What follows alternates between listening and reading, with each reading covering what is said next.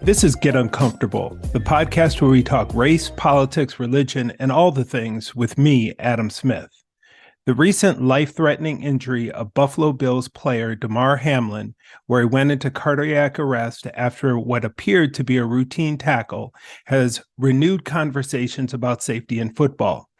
Thankfully, it appears that Hamlin is on the road to recovery, but his high-profile injury has us questioning if it is even possible to make football a safer game, and what, if any, role plays in a sport where profits have become astronomical. Today, we talk about the role of players, coaches, and families, and even the fans, in football safety with Craig Moore. Craig is the assistant head coach, offensive coordinator, and quarterbacks coach at Hamlin College, where he also serves as the school's assistant athletic director and director of compliance. Craig played quarterback at Quincy University and at Rock Valley College, where he was an All-American. He holds a graduate degree from Ohio University and an undergraduate degree from Quincy University, and has spent more than 13 years in coaching. Craig, thanks for joining me. For the record, I want to recognize that Craig played for me at Rock Valley College. We were a community college program before Last Chance U popularized JUCO athletics outside of the football world. Special shout out to our head coach, Jeremy Warren, and all the Golden Eagles, as Jay Welch would say, where my bird's at. Thanks for having me. That's all I understand. Sorry if there's too much background noise. I'm here at the National Coaches Convention. Let's go ahead and get into it. So the first question, right? We all, I think Damar Hamlin's freak injury and the result of the hit is going to be a kind of thing that everybody remembers where they were or how they saw it. Talk a little bit about where you were, what your feelings were when you saw Damar's hit and his subsequent injury. We actually watched it live. I was sitting with my wife, Jennifer. We knew immediately something wasn't right when he went back down, motionless. Understanding the speed, you have to react fast to play the game. I think he got caught in a situation where, he exposed his chest to that injury. As it was happening live and we were watching it, you knew something wasn't right. You knew it was something we hadn't seen before due to the players' reaction and how their faces were and how they were taking it. And it wasn't until later that I realized that they had circled around the injury as he was receiving CPR and shielding us all from seeing that. And we had to see their faces and their reactions right there live and on TV. And that's a feeling, immediately as a coach and as a father also of a 20-year-old who went through football, your stomach, your heart drops to your stomach and you immediately feel for that young man. Yeah, I think the thing as former players and coaches, the thing that I was struck by is that I knew that wasn't normal. Like, what a concussion fall looks like. What a ACL or a shoulder dislocate. I mean, all of this things that are abnormal are kind of normalized to football players. So when I watched it live, my wife said, "Oh, it looks like he got a concussion." And I said, "That's not a concussion fall." We immediately knew that was something different, right? Talk a little bit about some of the injuries you've seen, whether it's been as a player or as a coach, and how some of those things, those injuries to players, have just kind of become normalized in a sport that is all about violence. You hit it right on the head, the normalized word there. And it's sad that even our reactions to concussions and what the body does, visually, what we watch and see when you see someone go through a concussion in the head and the emotions afterwards, it's normal to us, and we're numb to that. So I think we all expect, we see players going on with these injuries and we expect them to hop right up, or even if they get carted off, we expect to see some motion from them eventually when they come back to it. So it is kind of crazy and kind of sad, how we're used to and numb to the reaction of someone getting knocked out in this violent sport that we play. But yeah, over the years, I myself have had some mild concussions, and most of mine I was conscious for, and I, didn't realize what they were until after the game usually. Nothing I'd ever really had to be taken out of a game for. But I'm telling you now, at the age of 37, I know my memory is not what it should be because of the game, but it comes with the territory, right? Being a father, I'll tell you, I had a young man, my son, we ended up adopting. We adopted him and met him at the age of 12, Joey. We had a chance to be young parents and watch him go through high school football. So sitting in the stands versus being on the sideline, it's two totally different feelings. With any injury, his senior year, I had a chance to watch him in his playoff game have a great season, but his last game, he ended up breaking his collarbone. And if you've seen someone break their collarbone, it's usually a hard injury to spot and diagnose right away. So he went back in there and he played a snap or two more and ended up coming out. But yeah, just in general, whether you're a parent or a fan or a player or a coach, some of the things that the culture of football has kind of shaped you to see, it is pretty wild. But I don't think anything prepared us for what we saw with Hamlin. Yeah. And I think what the NFL has done a really good job of, and this was before it was always about what's on the front of the jersey and not what's on the back, and these layers of NFL being called the no fun league. You can't celebrate. You can't draw attention to yourself. You can't really even monetize yourself, because if you took your helmet off, 95% of the players, the average American wouldn't be able to recognize. And what normally happens with an injury, whether it be a concussion, a torn ACL, a broken leg, or whatever it is, the TV crew says, oh, we're going to go off for commercial. And they go off for commercial. Somebody tries to sell us a car and tries to sell us T-Mobile or whatever it is. And then we come back and they've swept the person off and like it never happened before. The difference with this is the ESPN crew did an amazing job, but it was a long time and it was live TV. And the part that everyone was struck by was the reaction of the players. That's how you knew it wasn't normal, when you see Stephon Diggs crying and you see people holding their mouths. And then the NFL turns around and, we're going to give people a 5-minute warm up and then we're going to be ready to go. And you could immediately tell that the two coaches, McDermott and Taylor, got together. They said, no, we're going to go to the locker room for a minute and see if we can come out.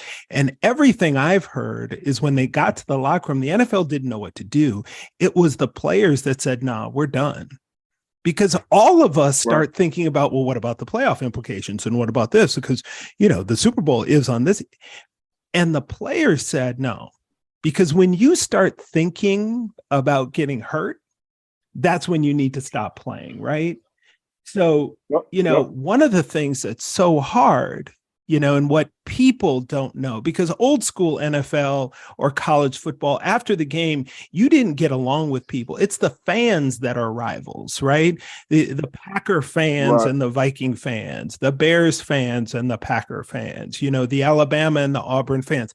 The players it's really a brotherhood, because you're putting your life in another person's hands, right? And that's the part that's hard to give up when we're all done. You talked about being 37 and then going into coaching after your career.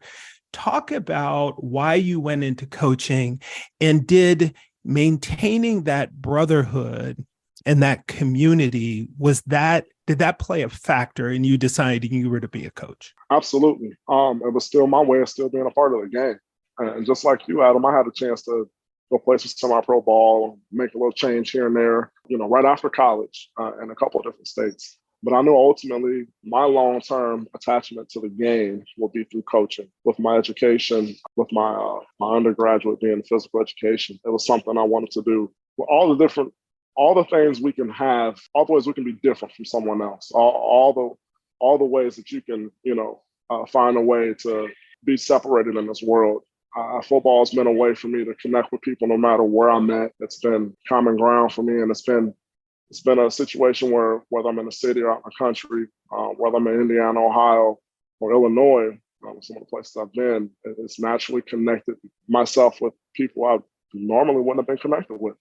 So it was an easy transition for myself. When you talk about a brotherhood, even outside of coaching and playing, sports unites this world and this country in particular. So it's an easy way to stay connected and find common ground with someone you usually wouldn't. Yeah, no, I really appreciate that. I think you were talking about at 37 not having the memory you think you should have at 37. Me at 51, God help us. And you just don't know, right? The impact that the impacts have had. And the thing that people see on TV, whether it's college football, high school football, professional football, they see the big hits. They don't see the everyday practice of your brain sloshing around in your head, bouncing against the back of your skull, right?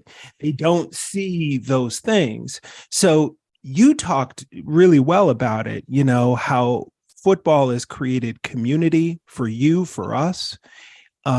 It bridges whether you live in a rural area or an urban area, whether our guys from Florida who played with us, or our guys from inner city Chicago, or our guys from rural Wisconsin. They would all go to each other's homecoming games, those kind of things.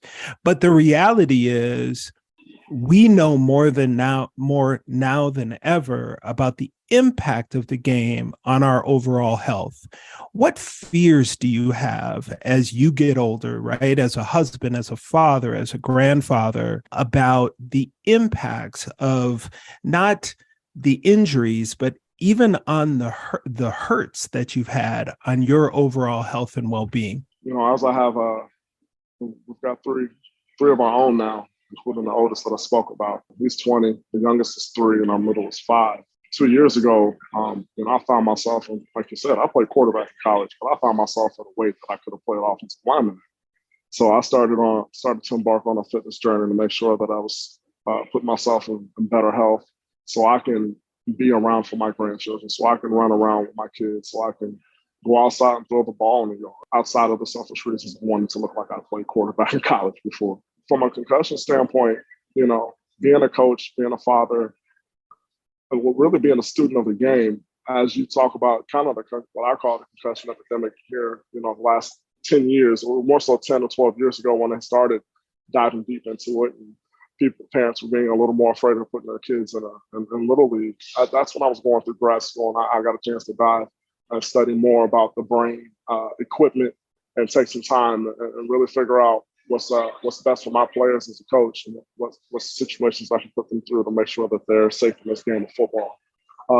But as a father, I'm going to approach that age here soon where my son is going to want to play football, and I have to think back and think about what I studied and understand that the age I started football at, 8 or 9, may not be appropriate for him. It probably won't be appropriate for him. My gut tells me to wait till his body's a little more developed and get closer to 12 or 13 years old, because what they don't tell you when you're buying this equipment, when you're fitting your son or even daughter for the helmets and shoulder pads, is that these are just miniature versions. These helmets are just miniature versions of products made for the human brain at full development as a man. They're not brain and designed to protect something for a child, something for even a preteen.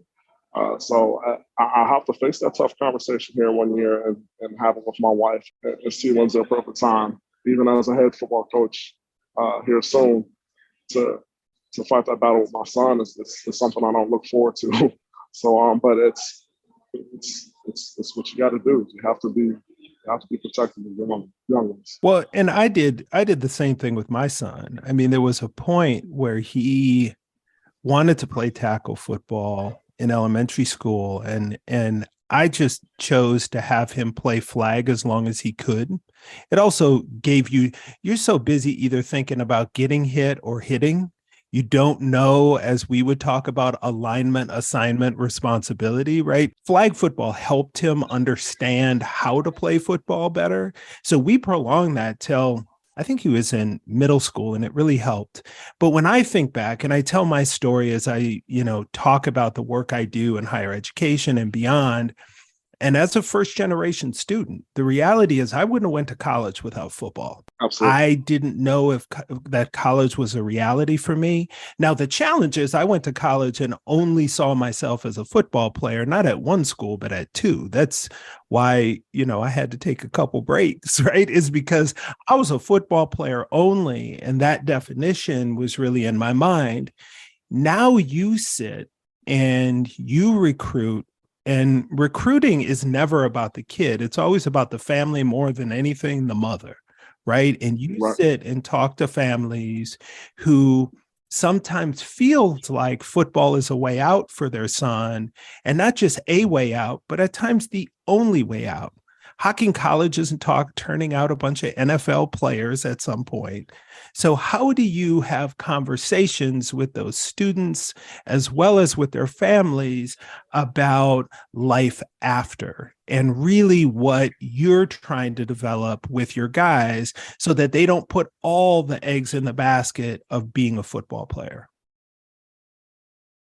Yes, sometimes throughout the recruiting process, early on in the initial conversation, we have, as we introduce the school and ourselves, sometime in that early conversation, we typically ask the question what that young man wants to do after his time at Hamiln College, being that we're a two-year institution, a junior college. It takes them 2 years to get through the program, typically, usually, sometimes 1 year in a semester. But we ask them if they want to get, directly into the workforce and a job right after the 2 years of Hamiln College, or do they plan on transferring to a four-year institution?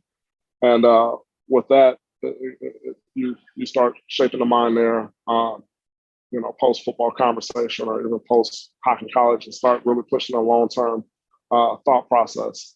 As they start to develop at Hamiln College and earn a starting spot or a spot on the depth chart and experience on the playing field, you start to, help mold their thought process in terms of, if you do plan on transferring to a four-year institution, where do you see yourself playing? And, 9 times out of 10, early on, they're throwing around these Power 5 school names like Ohio State, Michigan, or wherever their dream school is. So these dream school conversations start turning into realistic conversations. So our job as a staff and as a coach to say, hey, that's cool. Let's keep aiming towards that. Right now, your performance might not say that you can play there, but hey, what's going to be the backup plan if those schools don't pan out? And we help shape that thought process, not only with our football staff, but also we've got Trio on campus. So the tutors and our mentors over there really help shape that thought process. It's always a challenge, and as a young person should feel in college, they should always be inspired and never feel like they're being limited. So we want to let them chase that dream. The closer they get to graduation or their end of time at Hamiln College, the closer, the more we start to have that conversation to say, all right, Michigan's not calling, Ohio State's not calling. Hey, what's next? What's the backup plan? Let's get something rolling. But along the way, when you talk about shaping a young man or woman when they come to the program, we try to introduce them to as many people, many resources on campus right away, and as many people that look like them to see them and what they're doing in life and how they got through college and maybe come from a place similar to where they came from and what their experience in college did for them. So they can see, hey, this person's doing pretty well, maybe you can be like them, and still be happy with life and find something outside of football, but just really see it as a tool. And unfortunately, you have to introduce them to the business side of football too. It's a tool. It's a tool. It's just a tool for you to navigate and pay for your education and get through college.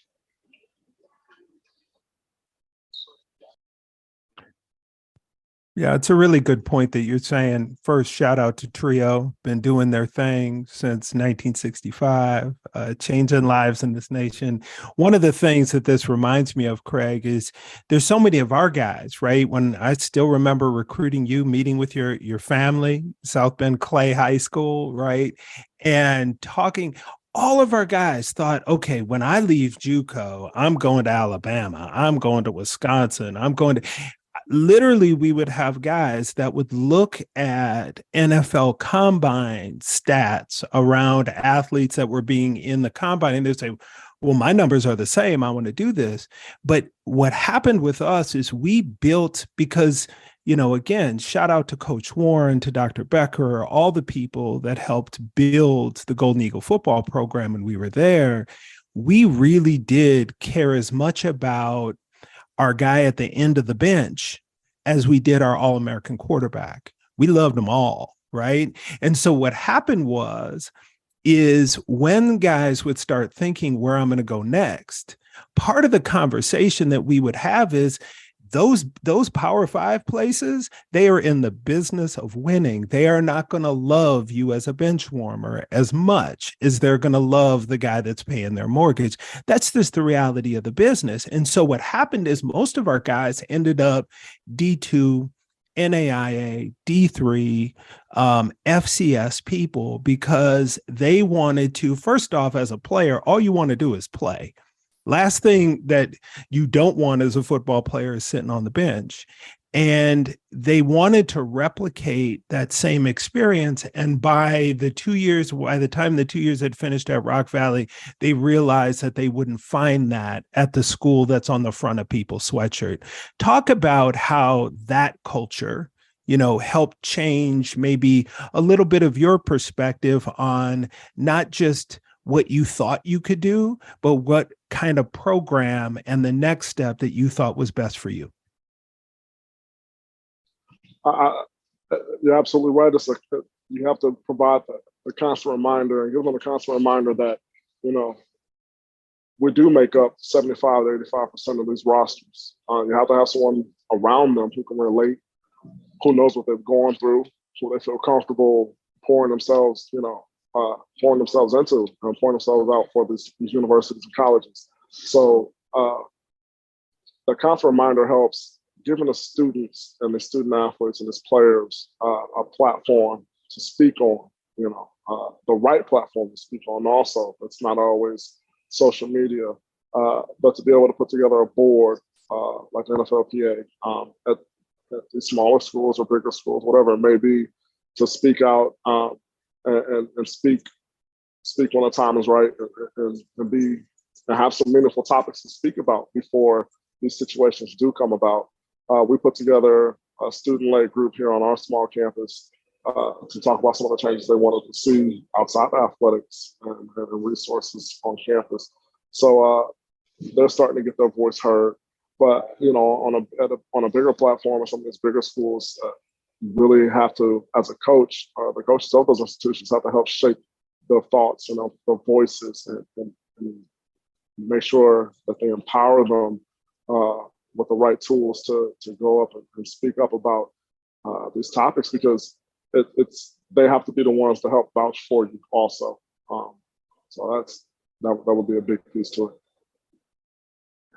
Well, and it isn't lost on any of us when we watch, whether it's Last Chance U and JUCO games, or it's high school, or it's college, or it's Power Five, the national championship on Monday, or NFL, that 70% or more of the people out there competing are Black men, right? That's just the reality.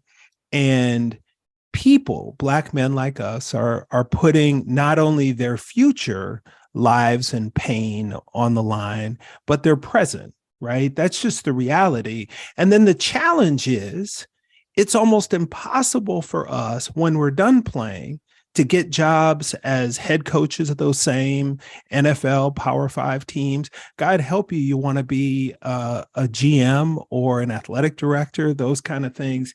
How do players, the ones who are risking their life and limb, like Damar Hamlin, like all of us, how do we act and demand that the same programs where we have sacrificed our well-being, our overall lives for other people to be able to get rich and pay their mortgages, that those programs see us as someone after football who can not just be the quality control coach, not just be the hype man, but can be the head man? How do we do that as players? Right? The NFL players had a huge impact last week. Everybody's wearing love for Damar. Everyone knows Damar. His charity wanted to raise $2,500 for toys for kids, and now it's at $7-point-something million, right? The players realizing because we are the commodity, our bodies, that we have a voice, and to be able to demand that we, after football, are considered to be coaches and administrators and front office people? How do we demand that of the schools, of the owners of teams, to be able to see us beyond what we can do on the field, but what we can do for them as coaches? Community outreach is the start of it for us. So you remove them from the playing court or field, you remove them from the classroom and get them in front of people, and putting in an effort, and showing some unselfish acts, right? Showing that they care about the community, showing that they're gonna, be around if the community needs them to, help sweep the streets. Our guys have painted public pools, they've cleaned up parks before. So being able to show, show these young men and women, let them show themselves who they are outside of the playing court or arena, and outside the classroom. That's been the start of it. So we require that our student athletes do 2 community service acts each semester. So hopefully, usually 4 before they're done with the year, whether it's 30 minutes or a couple hours. That helps, especially when you bring, whether they're black or white, some of these student athletes from the city to some of these rural areas to where they're new faces and they stand out. The community engagement is a big piece to it. We also equip these young men and women with the start of some professional development. Is what it is, essentially. It's how to navigate on social media, how do you carry yourself in public, how to represent our school in a positive manner to where you're respected, our school's respected, our coach respected, and we give them their constant reminder that they're representing themselves in the school that they came from and their parents, family. So the community engagement, outreach, the professional development is a big piece. But we also want them before, hopefully any political related issues come up on campus, that they're involved in things outside of that. They're making their voice heard out, with, any and every situation they can be involved in. Getting involved on campus is something that we push for every semester. For us, being such a young, and I say young as we've only been around since 2015, it's being such a young athletic department, our presence is still being molded, and we're still making our voices heard in the community, to where people in our state of Ohio, where we're located, they still don't know that Hamiln College has athletics. So we push for them to get out there and help continue to build our foundation and let them know, hey, you have a very unique situation where you can put your name on something and look back on it and know that you made a change. So getting involved before any type of crucial situation where they're needed to speak up on happens is a big part of it also. Yeah, no, you're 100% right. It's never lost on me that without Black men and our bodies in the sport of football, there is no sport of football, right? And then when we stand up and want to be seen as whole people, that Craig Moore wasn't just a football player. He had a whole life, right? And there were things that were important to him. There were guys who were battling addiction. There were people who were battling family issues. There were people who were engaged socially and leaders of student organizations on every campus. But then when what has happened readily is when those same Black men stand up and say, I need you to see me as a whole person and what I'm going through, then we get called political and we get told to shut up and dribble. Essentially saying, stand up there and shuck and jive and play for me and put your body on the line. And I will even buy a jersey with your name on it. But I don't want to feel uncomfortable to think about the reality of life you have to deal with. How do we get, and you kind of talked about this, society in general, how do you do that on your campus to get the campus to care, right, about the whole people and to see the whole people within your student athletes, whether they're Black men or not, but in particular our Black men? How do you get the campus and others to see them as real live human beings with real lives, and when they raise concerns, to not tell them, hey, go sit down and shut up and dribble?